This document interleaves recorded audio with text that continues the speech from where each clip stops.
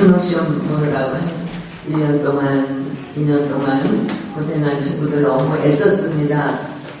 좋은 결과를 기대하지만 많은 친구들이 우리가 그날 시험 치는 날 학교 경성고등학교 부시장이었더라고요. 그래서 여기 와서 이렇게 전도지를 돌렸어요.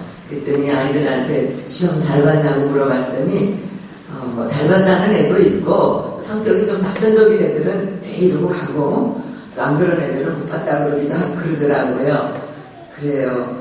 준비한 만큼 결과가 나올 수도 있고 하여튼 여러분 이제 이미 어쨌든 치렀으니까 하나님께서 모든 결과를 여러분에게 선한 길로 인도해 주시라고 믿습니다. 예, 오늘 본문에 나오는 성전이 있습니다. 예루살렘 성전. 예수님 당시에 예루살렘 성전이 있었는데 얼마나 크고 멋있었냐 하면은 그 지붕 전체를 황금으로 다 지붕을 갖다가 지었답니다. 그러니까 여러분 이미테이션이 아니라 진짜 금을 녹여가지고 지붕을 칠했기 때문에 해가 뜨면은요 이 지붕에 온 동네를 비추는 막 그렇게 눈이 부실 정도로 반짝거렸답니다. 그리고 건물을 지을 적에 이 벽돌 사이사이마다 금이라든가 온갖 보석을 다 거기다 집어넣고 지었대요. 그러니까 지붕만 반짝거리는 게 아니라 해가 뜨면은 해가 질 때까지 건물 전체가 반짝반짝했답니다. 그래서 예루살렘 성전을 안 본 사람은 아름다운 건축물에 대해서 얘기하지 말라는 말이 있을 정도로 너무너무 눈부실 정도로 그렇게 화려하게 지어졌다고 합니다. 그런데 이 예루살렘 성전이 이 아름다운 그 교회가 오늘날 얘기하는 이 교회가 무너지면 안 되잖아요. 그런데 그때 당시 로마의 티토 장군이 이스라엘을 점령을 한 거예요. 그래가지고 이 아름다운 성전을 다 무너뜨렸어요. 점령을 해요. 왜냐하면은 이스라엘 사람들이 신주단지같이 모시고 가장 섬기던 그런 경외하던 장소를 무너뜨린 거예요. 그래서 무너뜨리면서 어떤 일이 벌어졌냐면 이 건물 속에 벽돌 사이사이마다 뭐가 들어갔다고요? 뭐가 들어갔다고? 시멘트가 들어갔다고? 지금 내가 뭐가 들어갔다고 했어요? 금덩어리랑 보석이 들어갔다고 했죠. 그러니까 이 로마의 군인들이 금덩어리하고 보석을 빼가기 위해서 벽돌 하나하나를 전부 다 들쑤시고 다 훔쳐갔다는 거예요. 이제 오늘 본문이 이런 말씀이 나오는 겁니다. 예수님께서 뭐라 그러냐면 이 돌 하나도 돌 위에 남지 않고 다 무너뜨려지리라는 말씀이 여기 이제 2절에 나오는 거예요. 이게 그런 내용이라는 거예요. 그런데 우리가 중요한 거는 겉으로 보이는 이 건물만 성전이 아니라고 그랬죠. 이 건물은 이렇게 무너질 수도 있고 근데 중요한 거는 우리 마음에 성령님이 거하신다고 그랬어요. 성령님이 거하기 때문에 우리 마음이 성전이라는 거예요. 그런데 성령님은 눈에 보이지 않는다 그래서 부인하면 안 되는 거고 우리는 걸어다니는 성전이라는 거야. 움직이는 성전이라는 거예요. 이 건물은 움직이지 않아요. 그런데 우리는 움직이는 성전으로 살아야 되는데 그러니까 예수 믿는 한 사람 한 사람이 다른 사람들에게 성전의 모습을 보여줘야 되는 거예요. 세상 사람들이 우리 예수 믿는 사람들을 손가락질하고 많이 욕을 하지요. 제가 우리 동네 어느 분한테 전도를 했어요. 그런데 이분은 얼마나 아픈 상처가 있냐면은 자기가 돈을 띄었는데 예수 믿는 사람들한테 다 돈을 띄었대요. 그래서 우리 교회에 한 번은 오셨댔어요. 알파를 하러. 그런데 그 후에는 안 오시더라고. 어제도 제가 이제 만나게 됐는데 자기는 그것 때문에 그 빚을 갚기 위해서 돈을 띄어가지고 다른 사람 때문에 빚을 졌대요. 그 빚을 갚기 위해서 자기는 주일날 열심히 일을 해야 되기 때문에 그 빚 갚이지 않으면 교회를 못 온다는 거예요. 그래서 저는 그런 분한테 할 말이 없지요. 여러분, 그러니까 우리 예수 믿는 사람 한 사람이 얼마나 행동을 바르게 해야 되는지 몰라. 여러분을 바라보는 친구들이 여러분 때문에 교회 올 수도 있고 안 올 수도 있다는 거예요. 여러분들이 무심코 내뱉는 쌍 쓰는 소리 때문에, 쌍욕 때문에, 욕심부리는 그런 어떤 행위 때문에 우리를 바라보는 사람들이 신앙생활 할 적에 아이고 예수 믿는 게 뭐 적당히가 다 있어, 안 믿는 사람보다 더 못하네, 이렇게 생각할 수도 있다는 거예요.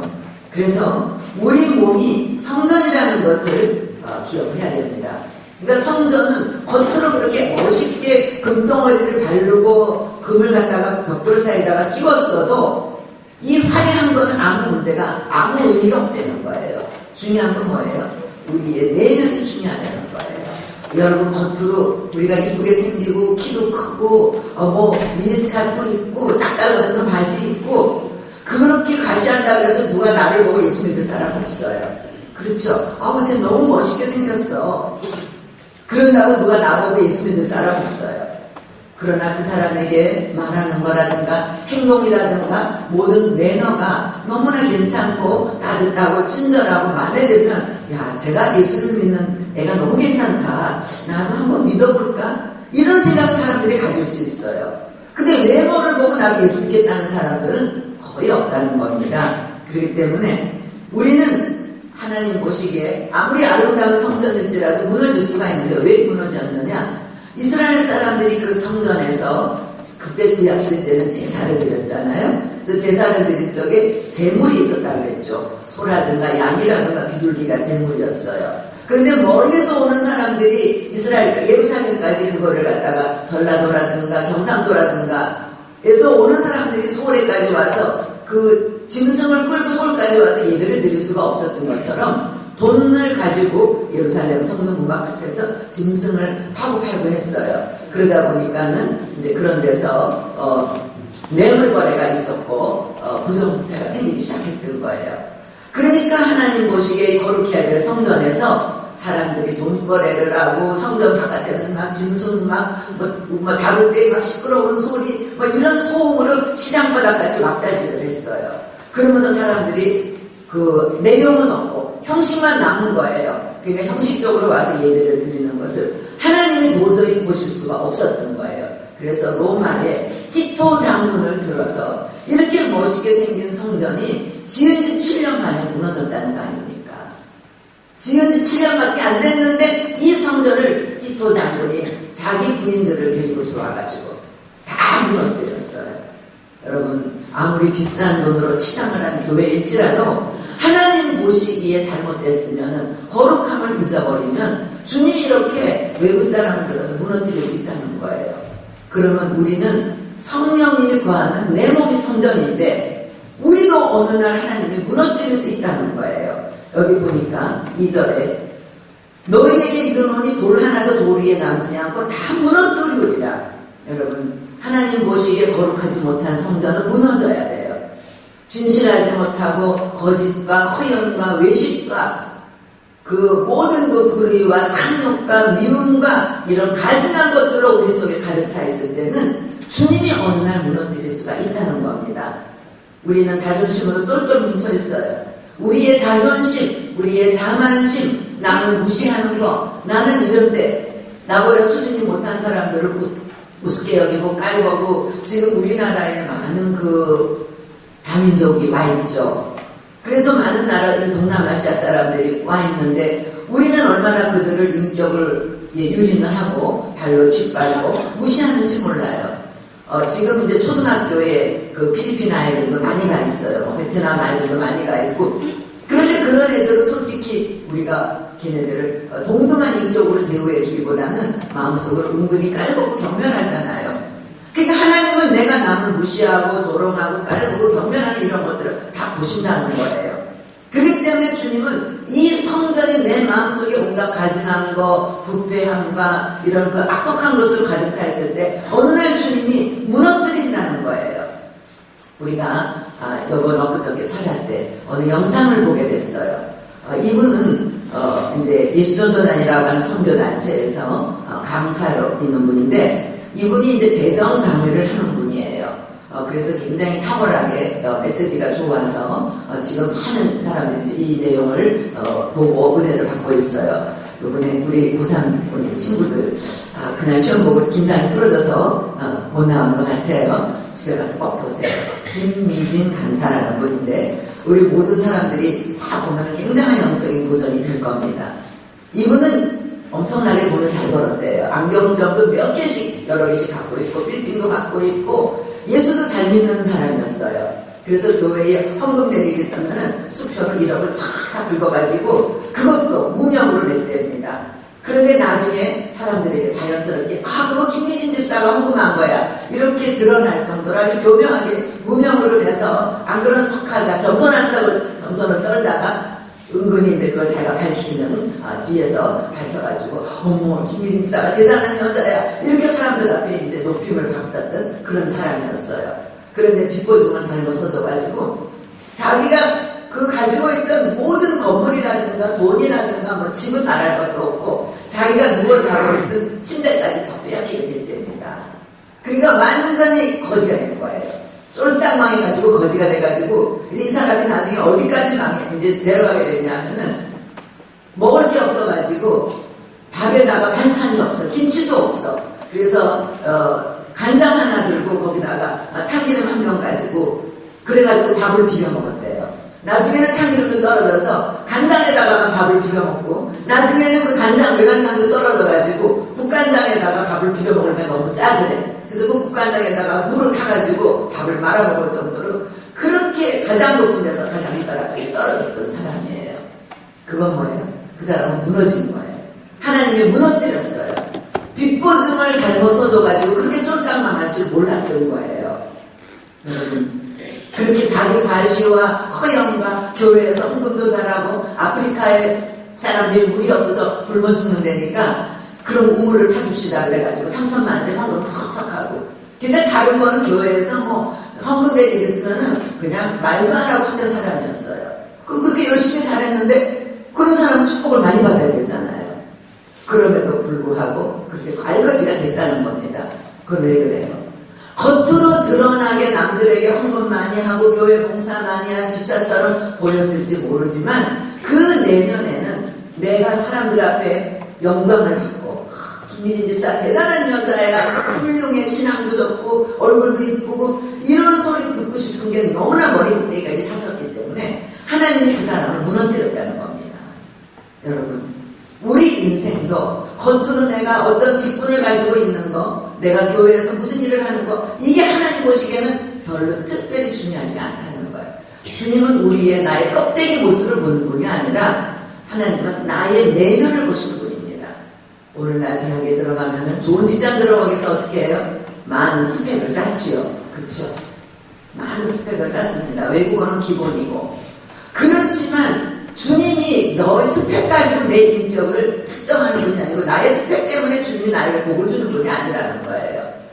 하나님은 내 속에 내가 뭐가 있는가 내가 얼마나 마음을 비우고 내가 얼마나 주님을 의지하고 내가 얼마나 뭔가 좀 남들보다 갖춘 게 있다 할지라도 그거를 드러내지 않고 과시하지 않는 그거를 오늘도 주님이 보고 계신다는 겁니다. 그렇기 때문에 주님은 내가 겉으로 드러난 나의 화려한 뒤에 있는 나의 거짓된 모습을 주님은 오늘도 보고 계신다는 거예요. 내가 자랑거리로 삼고 나의 의로움으로 열했던 거.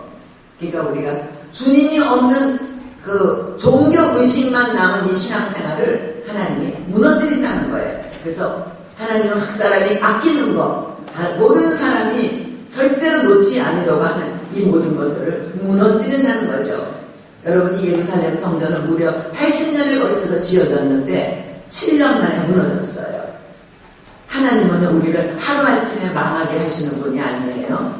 이스라엘 사람들이 잘못했을 적에 바벨론이라고 하는 나라의 식민지로 그 종으로 끌려갔어요. 근데 종으로 끌려갈 적에 하루아침에 다 끌려간 게 아니에요. 3번에 걸쳐서 끌려갔어요. 그리고 끌려갔다가 이제 그들이 풀어줬을 적에 하루아침에 풀어준 게 아니고 3번에 걸쳐서 풀려서 자기네 나라로 귀환을 했다는 겁니다. 그러니까 여러분 우리는 내가 여러분 현재 지금 잘 나가고 있는 분들이 많이 계셔요. 나는 안전해 나는 이만하면 됐어. 그렇지만 우리가 잘 나가고 있을 적에 언젠간 나도 무너질 수 있다는 것을 염두에 두는 사람이 겸손한 사람인 거예요. 우리 모든 사람들을 하나님이 끝까지 다 잘 나가게 해주시면 얼마나 좋겠습니까?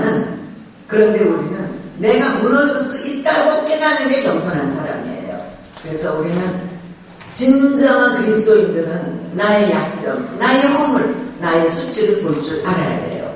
그래서 우리가 내가 자기가 죄인이라는 것을 여기는 사람은 다른 사람을 정죄하지 않습니다. 왜? 나도 죄인이니까. 그런데 내가 의롭다고 여기는 사람은 자꾸만 남에 대해서 정죄를 해. 저 사람은 뭐가 어떻고 이 사람은 뭐가 어떻고, 교회에 와서 유난히 누구는 어떻고 누구는 어떻고 막 지적하는 사람들 보면은 너무 의인들이야. 이런 사람은 남을 불편하게 하겠죠. 그래서 우리는 남의 죄를 보는 사람이 되지 말고 내 죄를 볼 줄 알아야 된다는 거예요. 그래서 이제 우리가 우리에게 여기서 예수님이 그것이 다 무너지리라 그랬어요. 그 다음에 이제 3절에 보니까 하반절에 이런 말씀이 있어요. 주의 임하심과 세상 끝에는 무슨 징조가 있사오리까? 예수께서 내를 발견하사되 너희가 사람의 미혹을 받지 말라 그랬어요. 여러분, 우리가 아직 이제 세상의 종말이라고 여기는 시점에 왔어요. 일본이라고 하는 나라는 이제 지금 엄청나게 방사능이 유출돼가지고 아직은 몰라요. 앞으로 몇 년 후면은 점점 더 많은 사람들이 예측하기를 이제 일본은 어쩔 수 없이 망할 수밖에 없다. 그 방사능으로 인해서 그렇게 지금 예측들을 하고 있습니다. 우리가 생각하는 것보다 엄청나게 많은 분량의 지금 방사능이 전부 다 일본 열도를 다 뒤덮고 있기 때문에. 그러나 우리가 이제 인류의 종말이 있고 개인의 종말이 있어요. 우리에게도 개인의 어떤 끝이 있는데 꼭 죽음의 순간만 종말은 아니라는 거예요. 나의 모든 것이 무너질 때가 종말이에요. 그 뭘 말하느냐? 죽고 싶은 상황에 도달할 만큼 힘든 상황이 전개될 수가 있다는 거예요. 어떤 사람들은 암에 걸리는 거, 그 사람은 개인의 종말이에요. 부도를 만나는 거, 이것도 그 인생의 종말이 될 수가 있어요. 직장에서 잘 나가던 직장이 무너져가지고 직장에서 쫓겨날 수도 있고, 어떤 사람은 내가 그렇게 열심히 공부했는데 대학 입시에 떨어지는 거, 이것도 그 사람에게 있어서는 종말이 될 수가 있는 거예요. 어떤 사람은 자식을 위해서 그렇게 열심히 투자하고 공부 가르치고 그랬는데 자식이 그냥 말을 안 듣고 제멋대로 살적해. 이것도 그 사람에게 있어서는 종말이 될 수가 있는 거예요. 그런데 놀라운 거는 우리 개인의 종말이 있어야지만 새로운 생명이 잉태된다는 겁니다. 뭘 말하냐 하면은, 여러분, 우리가 콩이라든가 어떤 씨앗을 갖다가 그것이 열매를 맺으려면 어떻게 돼요? 땅속에 들어가서 썩는 과정이 필요한 거예요. 그것이 땅속에 들어가서 죽음의 과정을 겪어야지만 새로운 생명이 일어난다는 거예요.